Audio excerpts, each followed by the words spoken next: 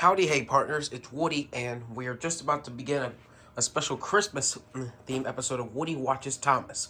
And I grabbed this VHS tape right off the VHS shelf, which is right over there, since we have no Thomas Christmas DVDs, or I think I do, I have no idea. But anyways, the VHS is called Thomas Christmas Wonderland Adventure, and other Thomas adventures. So let's check out the episodes we got on this VHS, of course. The story told by George Carlin. So the stories are Snow, Thomas's Christmas Party, Thomas and the Christmas Tree, Terrence the Tractor, Thomas and Percy's Christmas Adventure, and the special funnel. Oh, and a special snow song. That seems interesting. Well, let me just take this tape out. My body's a little floppy.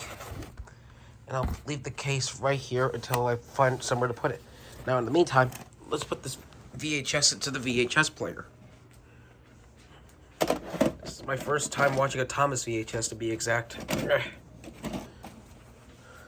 Now, let's go get comfortable and watch the tape before we get on started to watch our #1 blue tank engine. That's weird. Why isn't it not doing anything?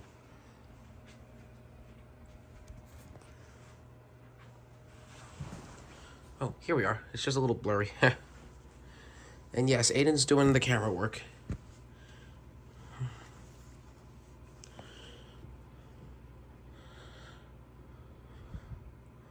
And looks like it's the Anchor Bay Home Entertainment logo, so it's not Hit Entertainment to be exact.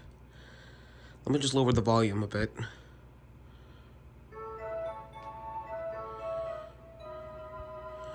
Britt Althoff presents Thomas and Friends. And here comes our favorite tank engine puffing by the windmill. So I wonder what our first episode's gonna be, since, it's not a DVD. And there's the title, Thomas's Christmas Wonderland. Oh, and Adam Baldwin. Looks like we got double stories that feature 2 narrators. Adam Baldwin was Mr. Conductor in the Magic Railroad series. Oh, looks like this episode is Snow, and here's Adam Baldwin. And they took a few scenes from, and they must have took a few scenes from Thomas and Percy's Wonderland Adventure. This is no time to have a rest. I'm stuck, moaned Percy, and my funnel's freezing up. Driver's gone for help. Ha! Poor Percy. Thomas went on his way. I feel bad for Percy that he's stuck. Later, Thomas had to help clear snow by a tunnel, but it was too deep, and he got stuck. Thomas was very cross. Snow is nothing but trouble. I could tell, Thomas. Driver says this winter is as bad as the worst winter of all. How worst? Asked Thomas. Same here. How worse? I'll tell you, replied Rusty, and then the little engine did. Oh, this must be a flashback story about Rusty's life of his old friends. The line to the slate mine in the mountains. Ah, Skarloey, another great engine from the little engines railway. They used the snow as a double buffer zone to help stop cars skidding through the ravine. Interesting. One day, Skarloey set off to the mines with some empty cars. Alright, and where does the story lead to, Rusty? Meanwhile, there was trouble at the mine. The What is it? that hauls the cars up and down wasn't working properly. Skarloey had reached the ravine. High above him were the mine yards. That snow looks dangerous, said his driver. The sound of your engine and the freight cars could cause an avalanche. I'll set off an emergency cap and see what happens. Skarloey watched as his driver prepared it. What's gonna happen? Then they ran over the cap. The bang echoed around the gorge. What happened? What happened? Nothing happened.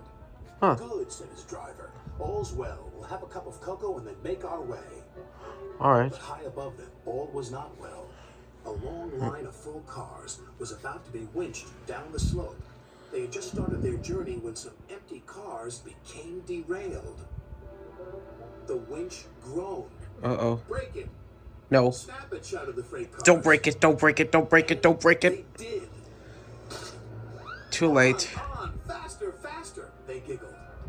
The snowbank and buffers will stop him, said a workman. Huh, that's good. But he was wrong. What do you mean? The freight cars plunged into the ravine. That's not good. But good thing the snow made a soft landing. Skarloey and his driver heard the noise and looked up. Avalanche! They cried. Avalanche! Oh no. This is not good. I can't look. This is bad. Poor Skarloey. He's getting snowed under with the cars and the snow. This is so bad. I feel bad for the poor engine.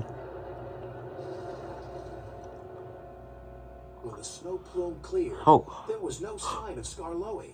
He was buried deep inside the high drift, blocking the ravine. And then came the funny part. What's the funny part about an avalanche? Asked Thomas. Yeah, what's the funny part? Well, tell me about it, Rusty. What's the funny part? No one knew that the heat from Skarloey's engine had helped to make an igloo. It's a snowball. It's a snow house. It's an engine. They cleared away the ice, only to find Skarloey's driver and fireman drinking cocoa, as if nothing had happened. Oh, phew. Lucky for him, but it just goes to show you can't trust freight cars, said Thomas. True. Or Everybody knows snow, that. said Rusty. And snow, too. The men had just cleared the snow away from him when Gordon puffed by with his machine. Hey, look out! There's snow about! He stopped by the tunnel and wheezed loudly.